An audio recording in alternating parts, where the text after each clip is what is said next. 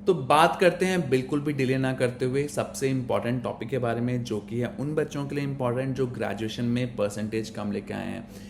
हर साल मैं देखता हूँ ऐसे कई सारे बच्चे होते हैं जिनकी यूनिवर्सिटीज़ उनको ग्रेजुएशन में कम परसेंटेज देती हैं, जिसके चलते उनको दिक्कत आती है एडमिशन लेने में, मैनेजमेंट एडमिशन में, एमबीए में एडमिशन लेने में। ये बच्चे कैट प्रिपेयर करते हैं, सीमैट प्रिपेयर करते हैं, मैट प्रिपेयर करते हैं, एटमा प्रिपेयर करते हैं, एनमैट प्रिपेयर करते हैं, बट ये चीज़ कहीं ना कहीं भूल जाते हैं कि किसी भी कॉलेज में एडमिशन लेने से पहले उनका जो क्वालिफाइंग क्राइटेरिया है वो है 50%। उनको बाद में जाके कहीं ना कहीं रियलाइज होता है, क्योंकि उनकी परसेंटेज कम है ग्रेजुएशन में, तो वो एमबीए के लिए एलिजिबल ही नहीं है। तो इस सिचुएशन में इन बच्चों को क्या करना चाहिए? इस सिचुएशन में एक बहुत ही अच्छा विकल्प इन बच्चों के लिए खुला है, जो कि है ऑनलाइन एजुकेशन का। अब आप पूछेंगे कि ऑनलाइन हम क्यों करें, हम रेगुलर क्यों ना करें, रेगुलर से ज़्यादा वैल्यू होती है। जो सारे मिथ्स आपके दिमाग में अभी दौड़ने शुरू हो चुके होंगे कि हाँ मुझे रेगुलर ही करना चाहिए, रेगुलर के अलावा मेरे को जॉब नहीं मिलेगा, कल को मुझे गवर्नमेंट जॉब में अप्लाई करने में दिक्कत आएगी, मैं नहीं कर पाऊंगा। बट ऐसा कुछ भी नहीं है। अगर आप ऑनलाइन एजुकेशन की बात करते हैं तो ऑनलाइन एजुकेशन कोविड के बाद से इंडिया में बहुत ही ज़्यादा फेमस हुई है।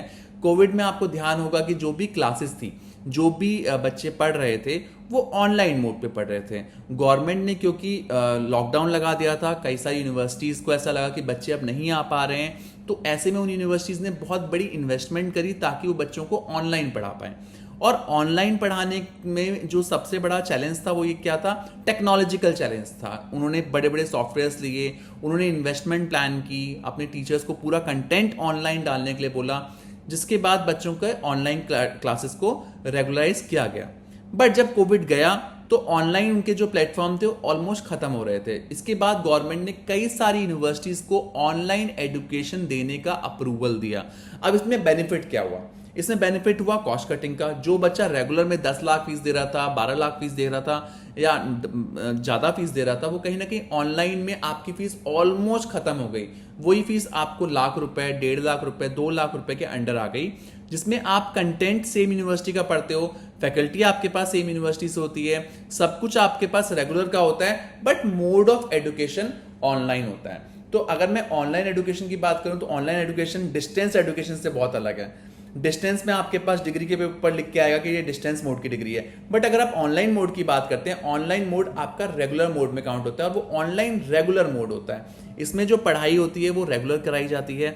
इसके में आपके जो भी एग्जाम्स होते हैं, जो भी सेशंस होते हैं, वर्ल्ड वाइड आप कहीं भी बैठ के दे सकते हो।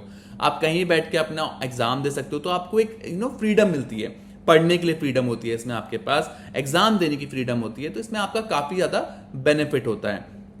और आज की डेट में कई सारी ऐसी यूनिवर्सिटीज हैं जो आपको ऑनलाइन मोड पे ये पढ़ाई करा रही हैं। तो ऑनलाइन मोड एक बहुत ही सेफ विकल्प बन गया है उन बच्चों के लिए जो बिलो 50 हैं या फिर रेगुलरली जॉब कर रहे हैं। जॉब वालों के लिए भी ऑनलाइन मोड एक अच्छा मोड है।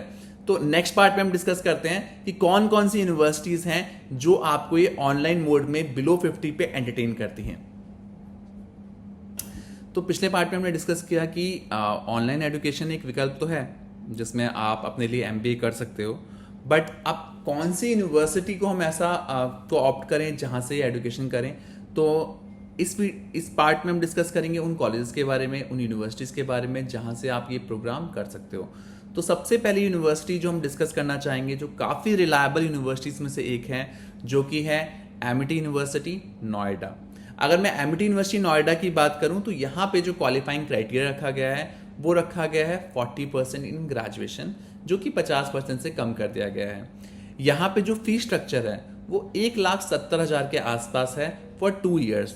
पेमेंट मोड की बात करूं तो आप यहाँ पे सेमेस्टर वाइज दे सकते हैं फीस, ईयरली दे सकते हैं, वन टाइम फीस दे सकते हैं। उसके अकॉर्डिंग आपको ये स्कॉलरशिप्स ऑफर करते हैं जैसे से आप पेमेंट मोड लेते हो। बेस्ट पार्ट ये है इस यूनिवर्सिटी के पास आपको ईएमआई के ऑप्शन भी मिल जाते हैं फी पेमेंट करने के लिए, और यहाँ पे 0% इंटरेस्ट पे आपको यूनिवर्सिटी की तरफ से लोन भी मिल जाता है। तो ये जो फैक्टर था जो रेगुलर एजुकेशन में नहीं होता कि आपको जो फीस पे करनी पड़ती है, उसमें कॉलेजेस आपको लोन प्रोवाइड नहीं करते हैं, बट यहाँ पे आप अपना नो कॉस्ट ईएमआई के थ्रू भी पढ़ाई कर सकते हो, which is the best part. दूसरा पार्ट जो सबसे इंपॉर्टेंट एस्पेक्ट होता है, प्लेसमेंट। एमिटी के पास एक प्रॉपर प्लेसमेंट टीम है जो इन बच्चों को पूरा सपोर्ट करती है। आपके पास प्रॉपर अपॉर्चुनिटीज आती हैं कंपनी की, आप यहाँ की वर्चुअल ड्राइव्स में पार्टिसिपेट कर सकते हो और आप यहाँ से प्लेसमेंट को भी टारगेट कर सकते हो। अगर हम एक एवरेज पैकेज की बात करें तो यहाँ पे आपका एवरेज पैकेज मोटा मोटा 4 से 6 लाख के बीच में रहेगा ही रहेगा अगर आप ये प्रोग्राम करते हो। अगर आप एक्सपीरियंस कैटेगरी हो, आपके पास एक्सपीरियंस है, तो उस केस में आप और भी अच्छा रिजल्ट यहाँ से ले सकते हैं। तो एमिटी यूनिवर्सिटी के लिए फर्दर कोई भी इंफॉर्मेशन आपको चाहिए होगी, क्योंकि ये वीडियो है और उसमें हम बहुत कुछ तो नहीं बोल सकते हैं, बट अगर आपको कुछ भी फर्दर इंफॉर्मेशन चाहिए रिगार्डिंग यूनिवर्सिटी तो वीडियो के एंड में हम आपको अपनी कॉन्टैक्ट डिटेल देंगे। आप हमसे कॉन्टैक्ट करके फर्दर भी इंफॉर्मेशन हमसे ले सकते हैं। दूसरी यूनिवर्सिटी जो हम डिस्कस करना चाहेंगे वो है चंडीगढ़ यूनिवर्सिटी। अगर मैं चंडीगढ़ यूनिवर्सिटी की बात करूं तो चंडीगढ़ यूनिवर्सिटी का जो क्वालिफाइंग क्राइटेरिया रखा गया है एमबीए के लिए वो ग्रेजुएशन रखा गया है। यहाँ पे परसेंटेज क्राइटेरिया पे इतना ज़्यादा वेटेज नहीं दिया गया है। यहाँ पे आपके पास ग्रेजुएशन होना चाहिए और आप यहाँ से एमबीए कर सकते हैं। अगर मैं फीस की बात करूँ तो 1.5 लाख के आसपास फीस रखी गई है। सेम यहाँ पे भी आपके पास सेमेस्टर वाइज पेमेंट का, ईयरली पेमेंट का, वन टाइम पेमेंट का ऑप्शन होता ही होता है। इसके बाद हम बात करते हैं मुंबई में डीवाई पाटिल यूनिवर्सिटी की। डीवाई पाटिल बहुत ही पुराना नाम है यूनिवर्सिटीज़ के एरिया में और यहाँ पे आपको एमबीए का ऑप्शन मिल जाता है 1,70,000 के आसपास। 2 साल की फीस है यहाँ पे। कई सारी स्पेशलाइजेशन है आपके पास, यहाँ पे काफ़ी सारी स्पेशलाइजेशन में आप यहाँ से एमबीए कर सकते हैं। पूरा डिस्क्रिप्शन हम आपको वीडियो में डाल देंगे कि कौन कौन सी स्पेशलाइजेशन आपको मिल जाती है यहाँ पे करने के लिए। यहाँ पे भी आपके पास semester wise, yearly, one time payment fee के ऑप्शन आ जाते हैं। अब बात करते हैं एक ऐसी स्टेट यूनिवर्सिटी की जो आपको बिलो 50 पे एंटेन कर रही है, which is Kurukshetra university Haryana. KU ने भी अभी ऑनलाइन मोड का प्रोग्राम स्टार्ट किया है जहाँ पे आप ऑनलाइन मोड पे वहाँ से एमबीए कर सकते हैं। फीस की अगर हम बात करेंगे तो काफ़ी कम फीस रखी गई है, 90,000 रुपये में आपको ये ऑनलाइन एमबीए दे रहे हैं और यहाँ पे आपके पास काफ़ी सारी स्पेशलाइजेशन का भी विकल्प भी आ जाता है। पेमेंट मोड की बात करें तो यहाँ भी आप semester wise, yearly, one time payment भी कर सकते हैं। तो आज की वीडियो में हमने डिस्कस किया कि कैसे आप अपना एमबीए प्लान कर सकते हो अगर आपका बिलो 50% है और आप तब भी अपना एमबीए प्लान करना चाहते हो, जो कि पहले पॉसिबल नहीं हुआ करता था। आशा करते हैं कि हमारी वीडियो से आपको काफ़ी लाभ मिले और आपको वो इन्फॉर्मेशन मिल पाए जो आप अपने लिए सर्च कर रहे हैं। स्टिल अगर कोई भी इन्फॉर्मेशन है जो आपको इस वीडियो में पूरी तरह से नहीं मिल पाई है और अगेन आपके मन में कोई भी डाउट है तो आप हमें कॉन्टैक्ट कर सकते हैं। आशा करते हैं आपको हमारी वीडियो पसंद आएगी। ऐसी कई वीडियोस के लिए आगे हम बनाते रहें ताकि आप हमें सब्सक्राइब कर सकते हैं और आशा करते हैं आपका दिन शुभ रहे। Thank you.